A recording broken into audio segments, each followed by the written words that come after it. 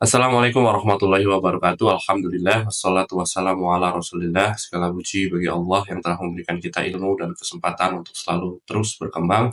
Salawat serta salam semoga selalu tercurah kepada Nabi kita Muhammad Shallallahu Alaihi Wasallam. Rekan-rekan yang dirahmati Allah Subhanahu Wa Taala, pada kesempatan kali ini kita akan membahas suatu tema yang penting dalam dunia backend engineering, yaitu adalah evolusi dari message queue. Jadi kalau rekan-rekan semuanya adalah seorang backend engineer atau sedang membuat atau berencana membuat sistem yang scalable dan reliable, maka memahami teknologi message queue menjadi salah satu hal yang sangat penting. Kenapa penting? Karena message queue ini adalah solusi untuk kita bisa komunikasi antar service, menjaga reliability system, terus memastikan bahwa kalau kita punya isu, data kita tetap konsisten walaupun ada isu atau lonjakan traffic. Nah, kita akan mempelajari beberapa jenis message queue. Dengan ini kita berharap bisa memilih dan menentukan teknologi mana yang tepat untuk kita semua. Berikut adalah infografik yang sudah disiapkan oleh tim Byte Byte Go. Di sini ada 4 jenis message queue ya. Kita bahas satu persatu, tapi sebelum ke sana kita akan bahas dulu pendahuluannya, yaitu adalah apakah itu message queue dan kenapa kita butuh message queue. Jadi message queue ini adalah mekanisme komunikasi yang memungkinkan sistem untuk bertukar pesan secara asinkronus. Jadi sistem itu nggak harus langsung memproses pesan pada saat diterima, tapi bisa disimpan dulu dan diantrikan, sehingga prosesnya itu bisa sempatnya ya. Jadi ketika sistem ini mempunyai kapasitas untuk memproses, maka dia bisa memproses.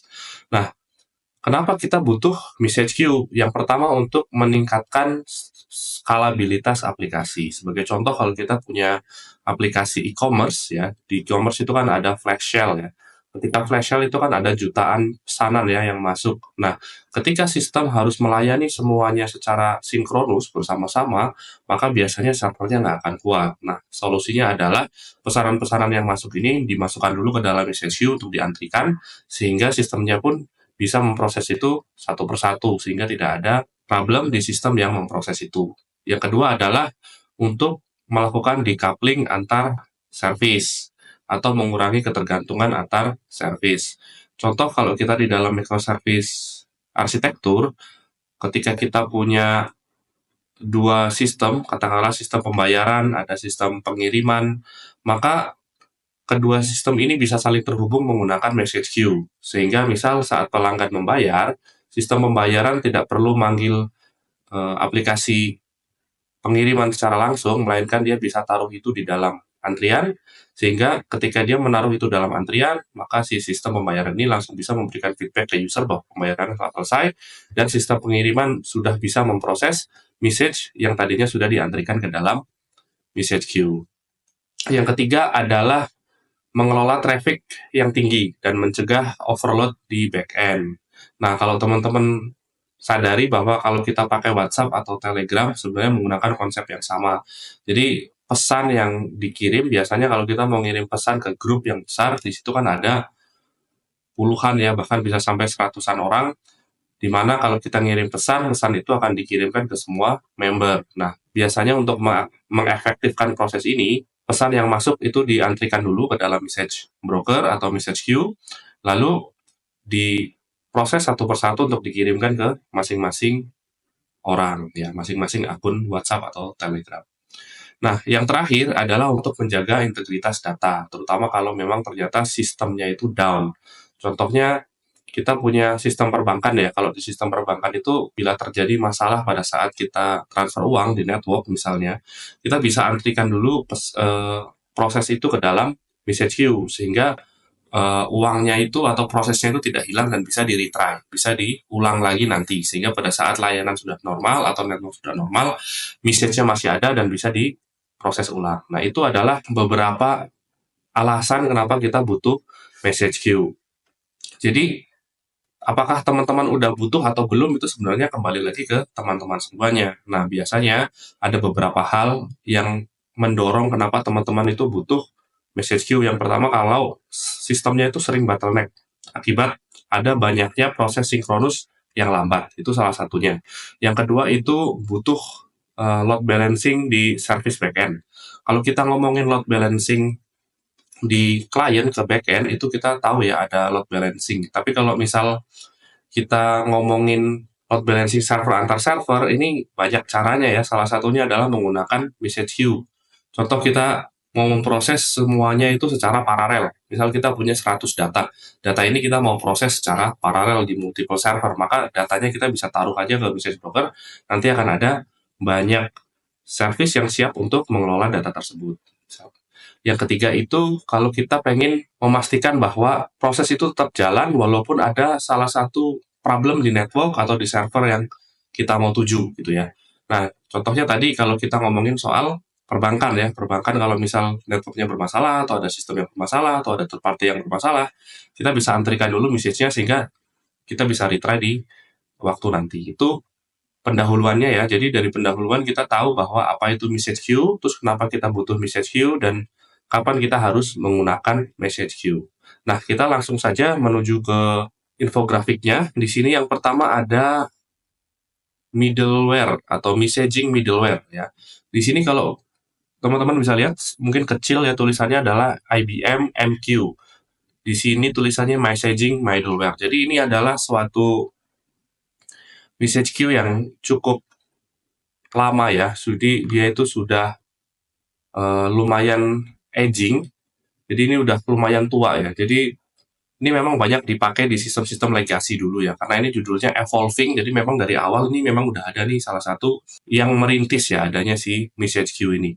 Nah, dulu itu use case-nya dipakai oleh perusahaan-perusahaan besar yang memang sistemnya udah matang, yang monolit ya, untuk menambahkan proses asinkronus ya. Jadi memang dia pakai messaging middleware. Ini memang sederhana ya, kalau dilihat di sini ada aplikasi yang pengirim atau produser, terus ada queue manager, di sini ada channel, terus di sini ada aplikasi. Channel ini membantu untuk menghubungkan pesannya ke consumer sebenarnya. Tapi kita nggak akan bahas ini lebih jauh ya, karena ini teknologinya udah lumayan lama, sehingga ada baiknya kayaknya kita nggak bahas lebih jauh, karena secara implementasi memang dia lebih kompleks, terus konfigurasinya juga dalam, dan sebenarnya nggak cocok untuk microservice yang sekarang kita udah sering pakai ya, yang lebih modern.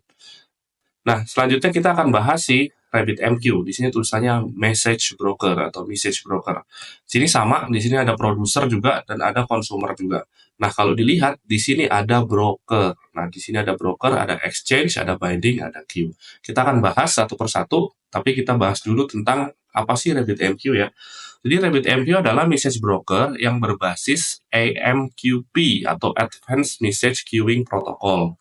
Nah, ini berbeda dari IBM MQ yang dia menggunakan pendekatan queue sederhana. Kalau RabbitMQ ini pakai konsep namanya exchange, binding, dan queue untuk memberikan fleksibilitas mengatur flow dari pesan yang masuk atau dari message yang masuk. Nah, kita bahas si exchange, binding, dan queue ya. Yang pertama, exchange. Nah, exchange ini apa? Exchange ini adalah tempat pertama di mana pesan diterima setelah dikirim oleh produser. Jadi exchange ini tidak menyimpan pesan, jadi dia nggak nyimpan pesan ke bagian exchange ini, tapi hanya meneruskan ke bagian queue sesuai dengan aturan yang sudah ditentukan. Nah, yang kedua ada binding. Ya, binding. Binding ini apa? Binding ini adalah sesuatu yang menghubungkan exchange dengan queue. Ya, jadi hubungan antara exchange dengan queue itu namanya binding. Jadi binding ini menentukan bagaimana pesan itu akan atau message ini itu akan didistribusikan ke exchange queue. Ya, nanti kita lihat contohnya. Terus queue yang terakhir ini adalah penyimpanan sementara dari message yang udah diterima sama exchange. Jadi message-message ini ada di dalam queue sebelum dikonsum oleh konsumernya. Pola distribusi si RabbitMQ sendiri ya, itu ada beberapa pola. Di sini ada direct, topic, sama fan out ya. Kalau direct itu cara kerjanya adalah pesan yang masuk akan dikirim ke queue yang memiliki binding key yang cocok. Jadi memang dia udah ini ya, udah dispesifikin binding key-nya apa. Contohnya misal kita punya pesan dengan atau punya message dengan binding key, itu misal binding key-nya kita contoh dengan log ya, log error misal, binding key error. Maka error ini kita bisa setting, oh kalau misal binding key-nya error, ada pesan yang binding key-nya error, kita taruh di dalam message queue aja, Q1 ya, ditaruh di dalam Q1. Jadi kalau ada pesan dengan binding key error, kita akan taruh di queue. Jadi bukan pesan dengan binding key ya, tapi pesan dengan routing key ya. Pesan dengan routing key yang sesuai tadi akan dimasukkan ke dalam queue tertentu. Lalu yang kedua di sini ada topik. Topik ini apa? Topik ini adalah wildcard matching ya. Jadi di sini topik itu message yang dikirim ke dalam queue itu berdasarkan wildcard matching. Jadi mirip kayak regex gitu ya. Cuman ini pakai wildcard gitu. Jadi bisa jadi binding key-nya itu logs dot bintang gitu ya. Jadi semua logs yang di belakangnya ada apapun ya, misal logs info, logs warn gitu ya. Yang kalau ada bintang, ada pagar gitu ya. Itu ada dua jenis ya. Kita nggak akan bahas lebih jauh, tapi yang jelas wildcards begitu cara kerjanya. Di sini kita pakai topik exchange ini kalau kita pengen mengelompokkan pesan ini berdasarkan topik tertentu. Jadi misal topik dengan pattern tertentu masuk ke Q2, topik dengan topik yang lain misal masuk ke Q3 misal seperti itu. Itu bisa juga dilakukan. Selain itu, yang ketiga di sini adalah fan out. Nah, bedanya dengan yang lainnya, fan out ini dikirim ke semua queue yang terhubung dengan exchange tanpa melihat routing key. Jadi misal ada sebuah message dikirim ke fan out exchange, dia memiliki queue yang terhubung ke sini tuh, misal queue-nya itu yang terhubung ke fan out ini ada Q4 sama Q5. Maka pesannya akan diduplikat lalu dikirim ke dua queue ini secara langsung tanpa memperhatikan binding key. Kapan kita pengen pakai yang binding key kapan kita mau pakai yang fan out exchange ini kalau kita mau ngirim message ke banyak service sekaligus ya. Jadi misal service-nya yang subscribe ada 5 service, maka fan out-nya ke 5 service seperti itu. Ke 5 queue maksudnya ya. Use case-nya si RabbitMQ ini memang cocok dipakai untuk sistem yang pengen kita punya settingan-settingan routing seperti ini yang fleksibel ya. Jadi message itu dikelompokkan berdasarkan routing, ditaruh di queue-queue tertentu. Ya, jadi memang pengennya fleksibel. Terus memang RabbitMQ ini digunakan untuk microservice arsitektur yang memang kepengen support koneksi ini ya, layanan koneksi komunikasi antar service ya. Pengennya pokoknya dipakai untuk menghubungkan produser dengan konsumer secara asinkronus gitu ya. Cuma kalau kita ngomongin message MQ itu memang ada beberapa catatan. Yang pertama adalah jelas perlu konfigurasi ya, dan konfigurasinya ini perlu dipikirin, perlu dipelajarin karena konfigurasi yang baik itu mencegah adanya bottleneck. Kenapa bisa bottleneck ya? Jadi RabbitMQ itu dia pakai in-memory queue namanya. Yang berarti jika nggak dikonfigur dengan baik, message yang penuh di memori itu bisa bikin sistemnya itu lambat atau bahkan bisa crash. Oleh karena itu memang penting banget untuk adanya strategi yang namanya message and acknowledgement. Jadi kalau message-nya udah di-acknowledge, ya, itu kita bisa hilangkan message itu dari queue. Atau ada durable queue, atau ada TTL atau time to live pada pesannya, agar message-nya itu atau pesannya itu nggak selalu ada di antrian. Jadi bisa habis terus gitu ya si queue-nya ini. Ini yang pertama, bahwa hati-hati karena RabbitMQ ini pakai in-memory queue, jadi kalau memorinya penuh bisa berbahaya. Jadi perlu adanya konfigurasi yang baik. Yang kedua adalah performanya itu dibilang lebih rendah daripada Kafka ya kalau untuk high throughput processing. Kenapa? Karena sebenarnya RabbitMQ ini memang dirancang untuk message routing gitu ya, message routing yang fleksibel, bukan untuk pemrosesan data dalam jumlah besar seperti kayak event streaming gitu ya. Nah, RabbitMQ itu bisa nyimpen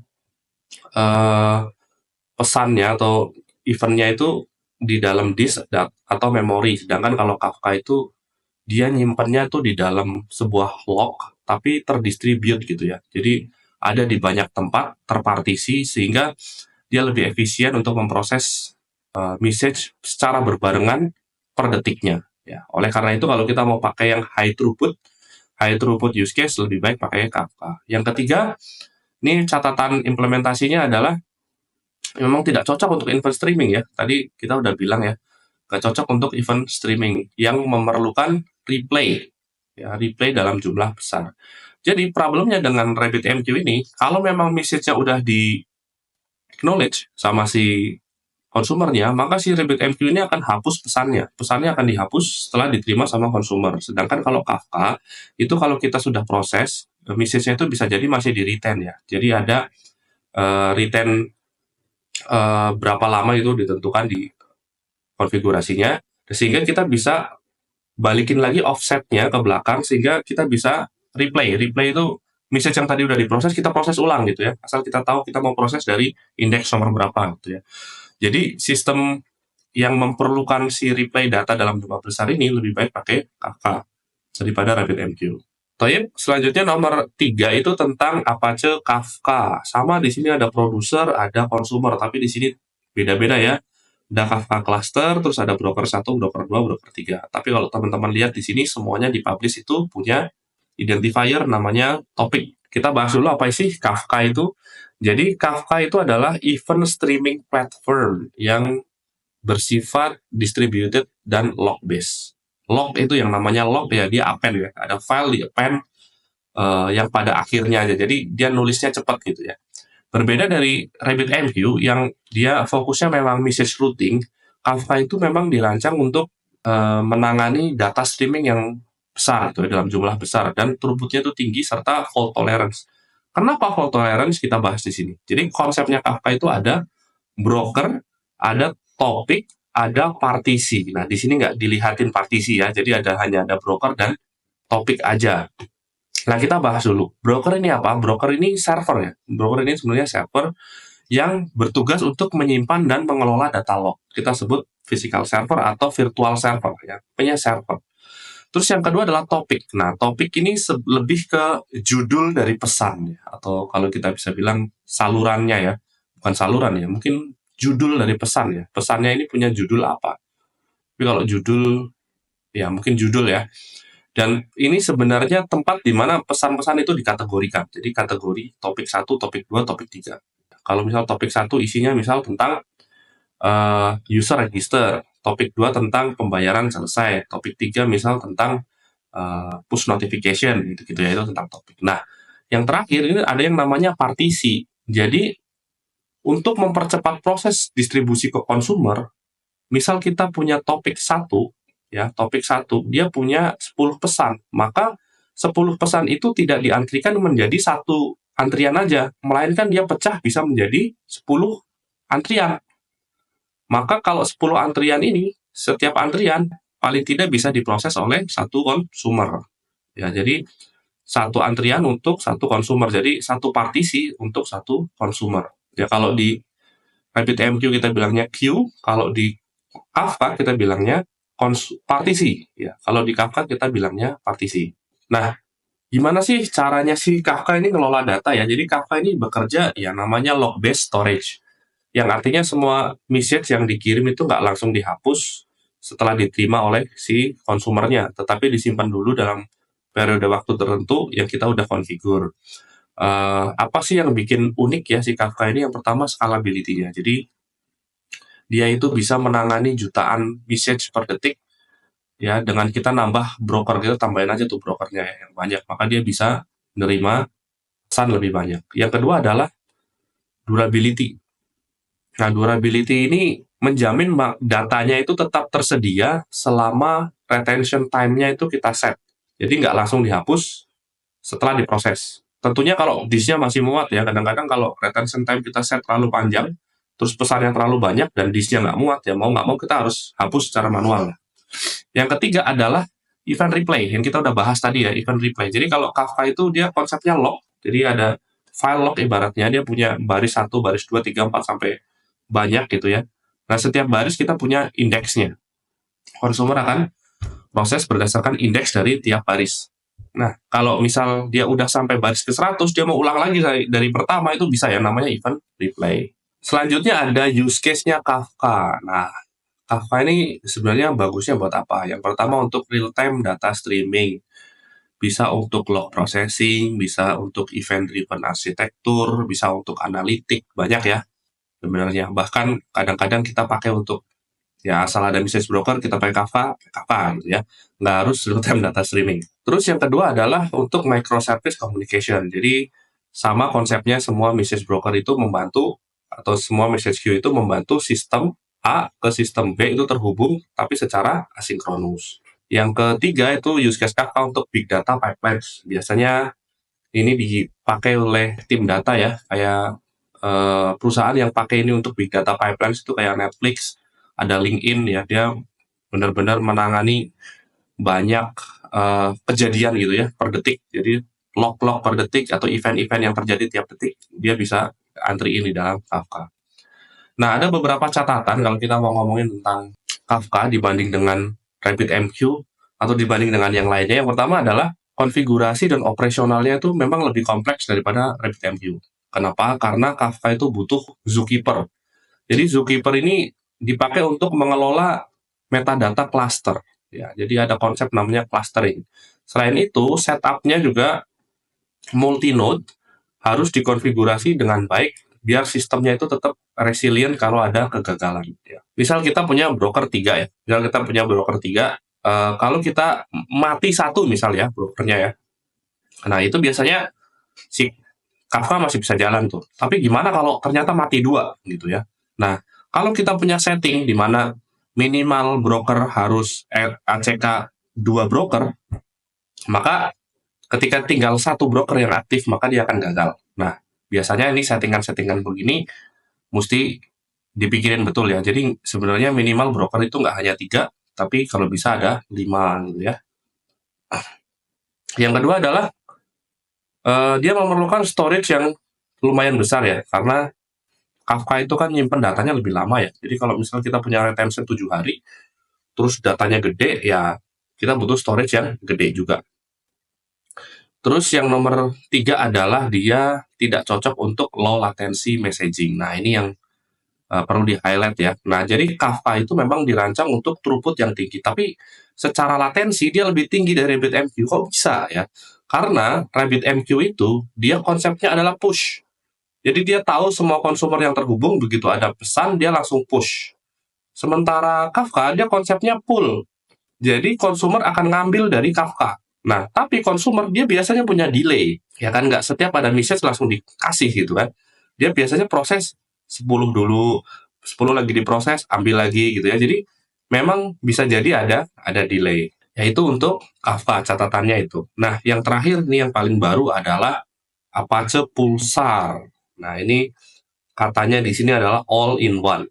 Masih sama ya, di sini ada produser, ada consumer, ada broker, partisi juga di sini ya. Kita sama di sini partisinya. Terus kita bahas dulu tentang Pulsar. Jadi Pulsar ini lumayan baru, dia adalah messaging dan streaming yang dikembangkan oleh Yahoo. Yahoo kembangin untuk mengatasi keterbatasannya si Kafka. Jadi si Pulsar ini menggabungkan keunggulannya si RabbitMQ dan Kafka dengan fitur tambahan seperti multi-tenancy, geo-replication, dan infinite storage. Jadi ada 3 fitur tambahan yang bagus ya, yang bagus banget. Yang pertama ada multi-tenancy, geo-replication, dan infinite storage.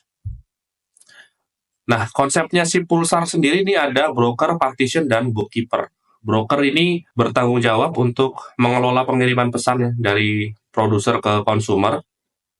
Sedangkan partisi ini mirip dengan Kafka, memungkinkan adanya parallelism ya, diproses secara bareng-bareng.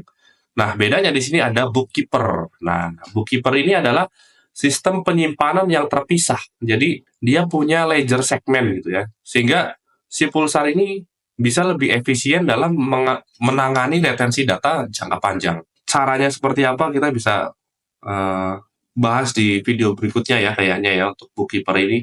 Tapi yang jelas dengan konsep bookkeeper ini, Pulsar ini lebih efisien dalam retensi data. Selanjutnya, jadi apa sih keunggulannya si Apache Pulsar? Yang pertama tadi udah dibahas, multi-tenancy, yang kedua adalah geo-replication, yang ketiga infinite storage. Yang jelas, kalau yang pertama multi-tenancy ini, dia bisa dipakai oleh banyak tim sama atau banyak aplikasi di dalam satu cluster tanpa perlu konfigurasi aneh-aneh. Ya. Yang kedua adalah geo-replication, dia bisa mereplikasi antar data center secara otomatis. Yang ketiga, basically dia adalah infinite storage. Asal kita punya storage kayak tier storage gitu ya, kayak S3 atau Google Cloud Storage gitu ya, dia bisa simpan seberapa banyak pesan yang kita punya. Nah, use case-nya apa buat Pulsar? Yang pertama adalah multi-cloud event streaming. Cocok untuk aplikasi yang jalannya di cloud. Kalau kita punya aplikasi terus dia multi-cloud, ya. Jadi nggak cuma satu cloud provider. Jadi misal satu dari Google, satu di AWS, satu di Alibaba gitu-gitu ya. Yang kedua adalah real time analytic, lebih efisien dibanding Kafka ya untuk kasus penggunaan seperti monitoring dan metrik. Ya, kita belum cobain sih kalau untuk ELK ya, real time analytic, tapi pakai Pulsar. Yang ketiga nih ya, yang menarik adalah untuk financial system. Jadi biasanya digunakan untuk sistem trading dan sistem perbankan yang membutuhkan reliability tinggi. Tapi kelihatannya memang overpower ya si Pulsar ini, tapi belum tentu tanpa catatan. Yang pertama adalah memang orang masih ragu pakai karena memang masih baru. Jadi komunitasnya memang lebih kecil dibanding Kafka. Kalau kita ngomongin teknologi, komunitas itu penting banget. Kenapa? Karena ya kita tahu lah ya, Kafka kita udah pakai selama mungkin 10 tahunan gitu ya, dan udah punya ekosistem yang lebih matang. Sementara Pulsar ini adopsinya masih berkembang. Kita nggak tahu nih, tiba-tiba ada error, terus kita cari-cari di Google nggak ada gitu ya, nggak ada. Sehingga memang dukungan dari komunitas dan dokumentasinya itu memang nggak sekuat Kafka. Yang kedua, dia perlu infrastruktur yang lebih kompleks. Kenapa Pulsar menggunakan Apache Bookkeeper namanya? Sebagai backend untuk storage. Yang dia itu perlu pengelolaan tambahan lah ya dibanding dengan Kafka yang cuma ngandelin log based storage. Jadi kalau nggak dikonfigurasi dengan benar, ini malah bisa bikin kompleksitas operasional meningkat. Yang ketiga, ya sama ya tadi kalau masih komunitas yang nggak ada, tapi yang lebih ini belum sepopuler Kafka dalam enterprise adoption. Nah, yang paling penting itu kalau perusahaan besar itu udah pakai atau belum nih biasanya gitu. Nah, karena biasanya perusahaan besar itu dia punya tipikal data atau proses yang beda dengan yang lain. Sehingga kita bisa jadikan itu sebagai benchmark.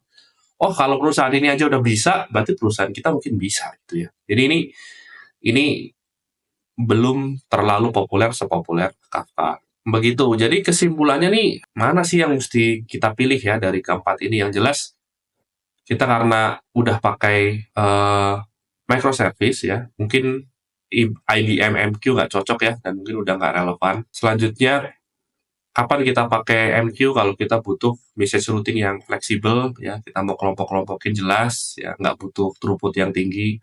Terus yang ketiga, kalau kita mau pakai yang throughput tinggi dan pakai untuk event streaming, kita bisa pakai Kafka. Terus kalau kita mau cari yang semuanya, terus bisa pakai multi cloud, pakai Pulsar. Nah, kalau misal masih di cloud-cloud yang sama, mungkin nggak perlu pakai Pulsar ya.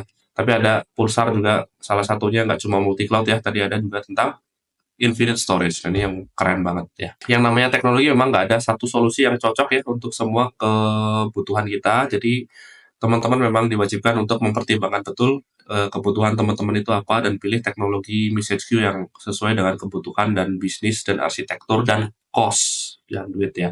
Jadi kalau kata Martin Fowler, scalability itu bukan tentang seberapa banyak kita bisa handle load, tapi seberapa banyak kita bisa handle complexity. Ya, alhamdulillah lumayan panjang video kali ini. Kita udah membahas evolusi message queue dari IBM MQ sampai Pulsar. Semoga ilmu ini bisa bermanfaat dan bisa membantu teman-teman yang sedang membutuhkan dalam membangun sistem backend yang scalable dan reliable. Kalau ada benarnya dari Allah, kalau ada salahnya dari saya pribadi, kita tutup dengan doa kafaratul majelis. Subhanakallahumma wa bihamdika asyhadu an la ilaha illa anta astaghfiruka wa atubu ilaik. Wassalamualaikum warahmatullahi wabarakatuh.